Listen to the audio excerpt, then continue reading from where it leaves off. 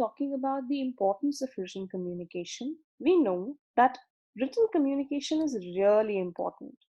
This is basically because it's impossible to think of a business organization or to think of a scenario wherein anybody can work without it. The working of any organization is directly dependent to a large extent on emails, letters, memos, reports, etc. That's the basic reason that written communication has gained all the more importance in the recent years. And when we're talking about the most important reason, that is that face to face communication is not always possible. It's not always possible to have someone sitting right in front of you and you being there. Here, when we're talking about all these things, we're also talking about the organization being spread across the borders.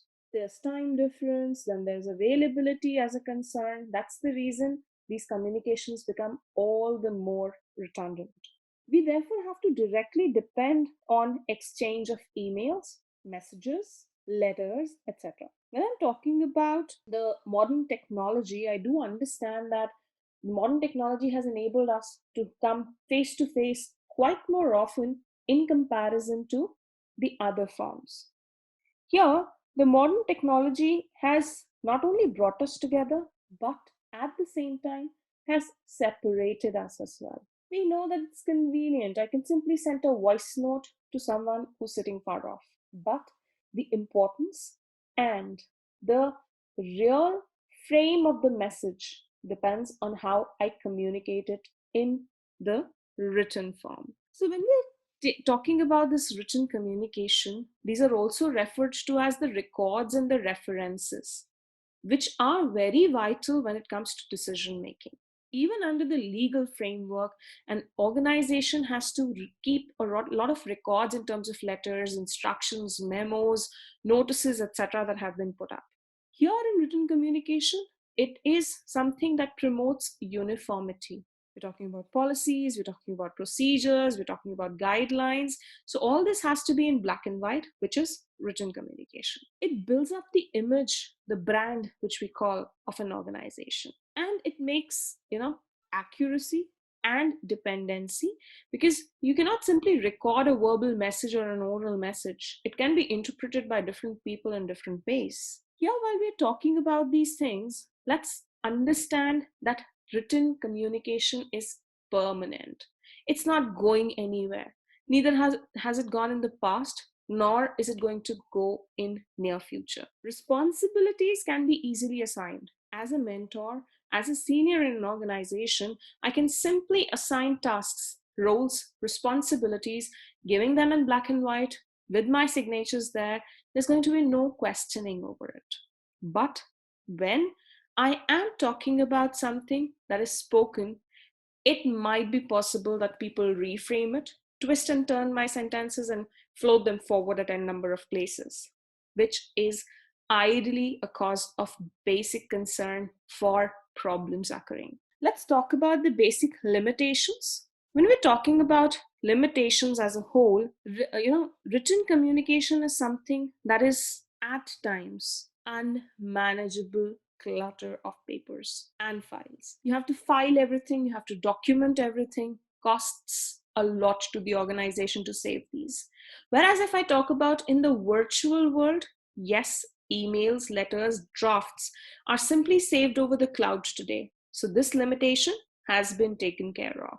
Coming to the next one, it says that it consumes a lot of time. Why? Because here people have to first think, create a basic outline, make sure that all the messages that they have in mind are conveyed properly and conveniently, and there is immediate feedback, which is ideally not possible in the actual world of written communication. But over the virtual medium, yes, you might receive a feedback immediately.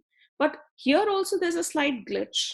Supposingly, I send an email and that email is received at the other end, but maybe at the other end the person is on leave. It might take a number of days for that person to revert or to respond to the same. Maybe I've entered an incorrect ID, and thinking that I've sent it to the right person, I am sitting back relaxed, waiting for the other person to respond. There is no immediate result here. It costs, a lot in terms of money plus human hours. So when I'm talking about writing each and everything, yes, it is time consuming. It becomes ineffective in the hands of people who are poor in expression. If I don't know how to express myself clearly, whether that be written or that be verbal communication, I would fail. It would be a blunder out there. Here, absence of immediate clarification, like if you speak something, there's some grammatical error, or maybe there are some other errors there in your speech, I can rectify them immediately. But in this written communication, let's assume that I have to place an order, and it's an order email that I'm writing to my supplier. And in place of confirming the order, in place of writing that we accept your quote and we would want to continue business with you, I write or express, we will not continue business with you. Here, when I am not coming face to face, when I am not going into the real world, it becomes all the more impossible to give immediate clarifications. That's, a few glitches here and there, but then as an effective writer, as we go through this entire course, you'd learn how to overcome these limitations. In conclusion, we can easily say that written communication remains the backbone for any organization. It might have a lot many disadvantages or limitations, but it is all that we need to communicate effectively. Now, talking about the various elements that are involved in written communication, let's understand them in detail. For a layman, if I ask you this question, that what do you think would be the elements that would be involved in written communication? There are some basic elements that everybody knows. Number one, we should be talking about the audience. Audience in terms of the people whom we are writing for. Second, we're also talking about the sender here, the person who is sharing this message. When we come to the writing domain, we come to basic things like creating a basic outline. I should have something clear in my mind as to what I have to write about. Next, I have to give appropriate illustrations wherever they are required, or even examples to explain myself for better clarity. The entire content has to be framed in a proper structured fashion. Why? Because if it's unstructured, understanding the content would become difficult. I have to organize my thoughts. I cannot randomly place them anywhere in my document. They have to be placed in an order where someone understands how these things have to move. When I'm talking about my sentences, definitely they have to be in the active voice, they have to be short and crisp, they have to convey the right amount of information, and they're not supposed to be too long. Why? If they're too long, there are multiple thoughts being conveyed in the same sentence. That is where it would become confusing. I have to make sure that the language that I use is appropriate and does not sound ineffective or even offensive. There are formal settings, there are informal settings. I have to identify for which setting particularly I'm writing. That's going to define how my writing has to be as a whole. Talking in detail about these concepts, the first one is the purpose. And the purpose of effective written communication is basically to send a message that the person on the other end easily understands. And the second step to this is responding to this specific message. Now, if the understanding is weak, that does mean that the response is also going to be not quite favorable. If I have failed as a writer to make the other party understand what ideally I want from them, again, it's going to fall flat. Let's see this example. If a supervisor needs to get a profit and loss statement to his manager, he may print it out, email it, or fax it with the required information written on it. If I simply mail this document without any body, do you think that the other person would be able to understand why am I sharing this document? A big no.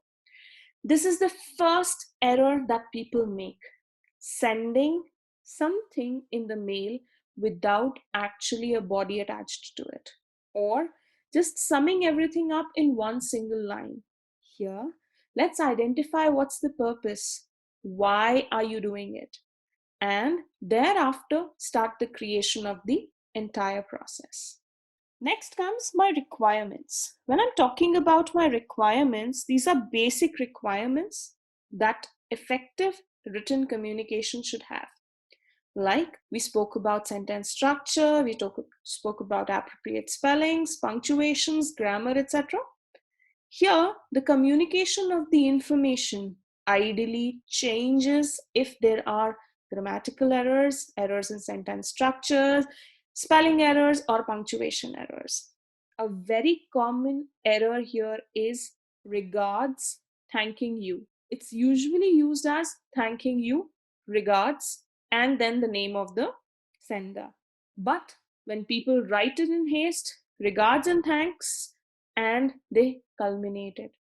Again, my setting would change from a proper formal, message. It would become quite informal. When we are talking about the requirements, they basically communicate the information in such a way that the readers can understand, logically organize the information that is being shared, and also take into consideration the format and styles of writing. These are all based basically on your intent of sharing that message, how accurately you want to create that outline for the information.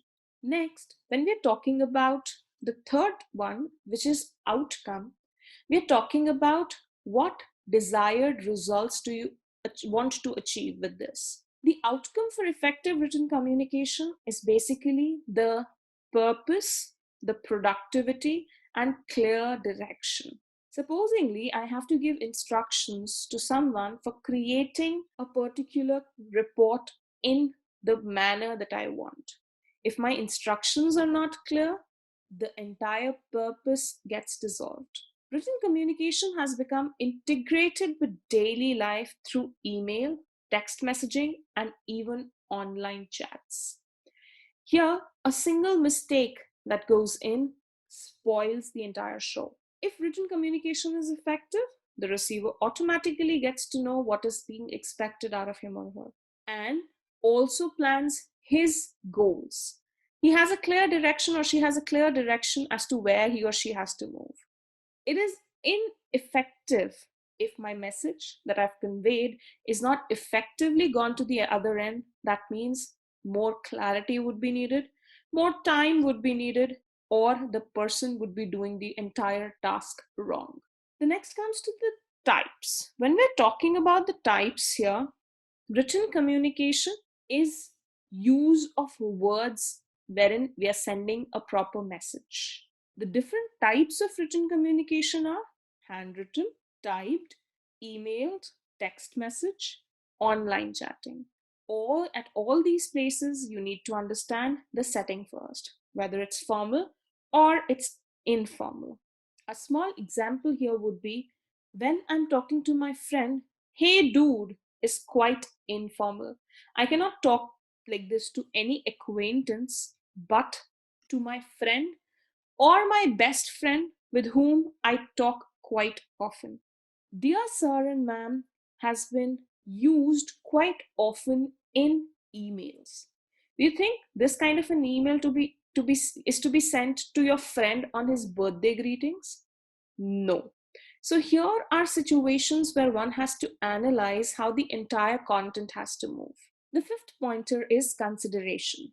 When we're talking about consideration, we are saying that written communication is appropriate in only one situation, which may be inappropriate in the other. For example, if a person is supposed to appear in the court, calling the courthouse is an ineffective way of communication with the government. Written communication is the best. Written communication is expected and functional way of communication with the government. If I have to withdraw my complaint that I had given in written, I simply cannot give it as a verbal confirmation. Here, I'll have to write a letter back to the same authority where I had complained. Talking about the guidelines when we're talking about written communication as a whole, in a personal or business setting, the ability to effectively communicate through written communication is a must. Even in the JDs, the job descriptions today, effective communication, written communication play a very important role. Written communication can take on many forms, as we have talked about before: text messages, memos, letters, white papers, emails, etc. No matter what format you're using, there have to be a few basics that you need to keep in mind. What these basics are: again, creating an outline for yourself, making sure that you're clear with the purpose why you're writing this letter, email, or any form of written communication. Structure your content. Keep your sentences simple, short. Do not overcomplicate things. If there are multiple things to be included, break them into shorter paragraphs, give them proper titles, and always make sure that you are taking a follow up and a feedback once you have written and sent. If you are not receiving anything, any response from the other end, that does mean that they have either not understood, or there is some the content that you have written lacks clarity. With this, let's put this session to a pause. We'll be meeting back soon. Thank you so much.